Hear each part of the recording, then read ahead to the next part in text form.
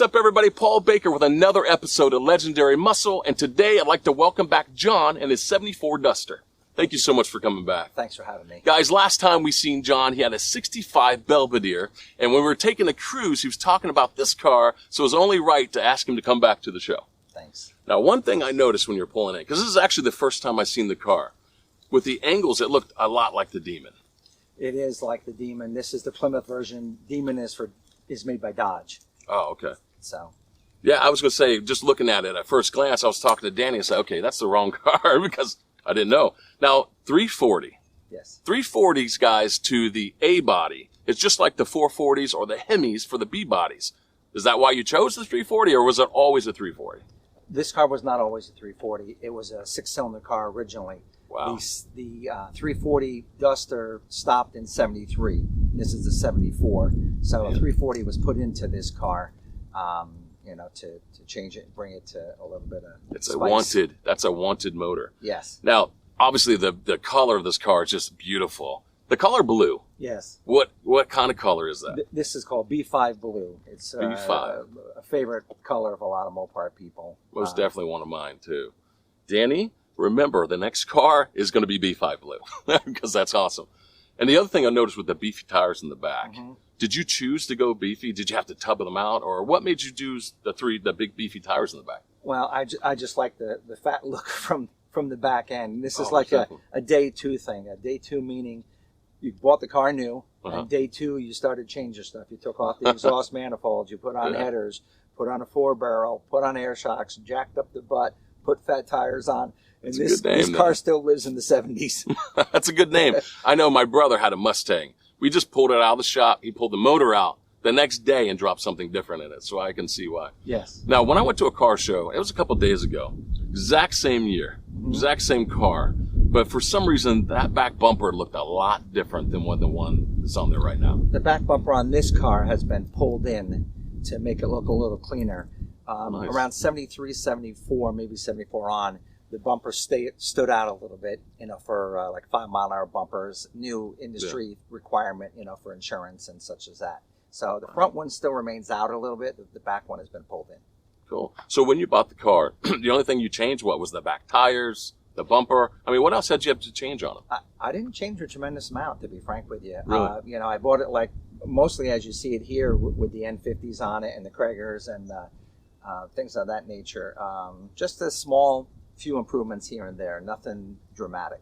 Well, it definitely stands out. And I tell you, when he was pulling in, you could definitely tell it was a 340 car because that rumble was just amazing. And it's always good to do these interviews because a lot of things, I mean, I'm doing the show, but I don't know too much about them. Like the tires, when you called it the 2-day. There's so much we learn every day on these cars. Now, I got to say, last time we were here, we went for an amazing cruise down memory lane. Yeah. I'd hate to break the tradition. Right. I'd love to be able to get this thing back on the road and hear it from the inside. Yeah, let's take it for a ride. Sounds good. Man, I love the sound of that motor. It just sounds so good. Oh, yeah. It's rumbling. Now, man, it seems like with both your vehicles, outside and inside, just looks so awesome. The interior in this one looks amazing, just like your other car. They all look so good. I appreciate it. I try to keep them mostly stock appearing. Oh, yeah. That's nice. Now, listen, the hood is kind of standing out to me a little bit. I don't think I've ever seen it that style with that crease going down the middle. Is that a common hood scoop? This is a snorkel hood scoop, and it was mostly, I believe, put on Dodge models. Plymouth didn't have it, I don't believe, but everybody puts them on Dusters. So they call it a snorkel? Snorkel hood scoop. Man, that looks good, dude. It just stands out, makes the whole car pop. It's a nice... Especially sitting on your blue. Yeah. That looks so good, man. Yes. Now, knowing that this car is, well, they both use it both Dodge and Plymouth, correct? This style? Yeah. Use both Dodge. Now, how many years did they run this exact style, this model? Like this essential look of the car, shape of the car, I believe ran from 70 to 76. Oh my goodness, 6 years? Yes. A couple different grills, different tail light treatments, but the overall shape is about 6 years. By both Plymouth and Dodge? Yes. Man, that's so cool. I love the style of the car, just it's so pretty. Now, I know when we were talking last time, we were talking about we have just the 2 cars so far. Right. Is there any plans on making a third vehicle? Well, I had a third vehicle which I sold semi-recently, but I'm always on the prowl for something else, and that car was very nice, so I do want to replace it with something equally nice. What was your third car? My other car was a 1963 Plymouth Belvedere, 4-door, dressed up like a police car, but it had an 871 blower and 2 4-barrels, around 800 horsepower with a manual push-button transmission. Holy that was smokes. tubbed. Oh my God! How long did you have that one for? 9 years. Oh my goodness, man! You know what? I don't know what about those 4-doors. I love the look. I used to have a 70, I think it was a 73 Satellite 4-door. I just love the look of it, but it just seems like their value isn't as high as a 2-door. They're not as high as a 2-door. And what do you do with a 4-door that a lot of people don't like? You make it a police car. That's true. I mean, what else you got? You know. Right. But and those cars should be a little more affordable to pick up. In general, yes, and then you have to do the conversion. Now, wait a minute. You see what I'm seeing? I see this hearse in front of us.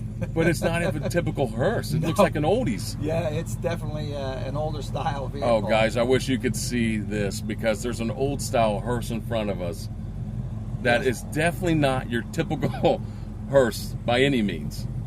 Man, I have to shoot some pictures of this bad boy, and I'll post it on the website because this would be really neat. You know what's cool? A little fun fact for you with the Demons. Now, back in the day, they were going to call the Demon a beaver, right? But they found out it's slang for a woman's part, and that totally changed their mind. Yes. I was amazed by that. Yeah. I'm going to take a picture of this because I want to put this on the post of what that is, because that's getting me. It's for a funeral home, obviously through Rosewood Funeral Home. Yes. And then so cool. And then the Demon had to be changed to a dark sport for marketing issues similar to what you're talking about. Really? Yes. So they ran the Demon for so many years until they had to phase out? Oh, I believe it was only 2 years. Holy smokes. And then it was dark sport. Oh, woo! Listen to that bad boy. Man, that's tough. Have you been to many car shows in the last couple months, or? I try to go to them all if I can, if possible.